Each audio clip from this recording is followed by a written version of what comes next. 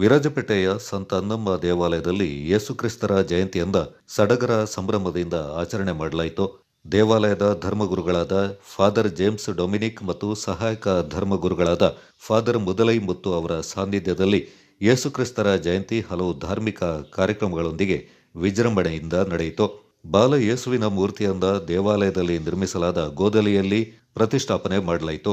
ಕ್ರಿಸ್ತ ಜಯಂತಿ ಅಂಗವಾಗಿ ವಿರಾಜಪೇಟೆ ಶಾಸಕ ಎಸ್ ಪೊನ್ನಣ್ಣ ಅವರು ಸಂತ ಅನ್ನಮ್ಮ ದೇವಾಲಯಕ್ಕೆ ಭೇಟಿ ನೀಡಿ ಕ್ರಿಸ್ತ ಜಯಂತಿಯ ಶುಭ ಕೋರಿದರು.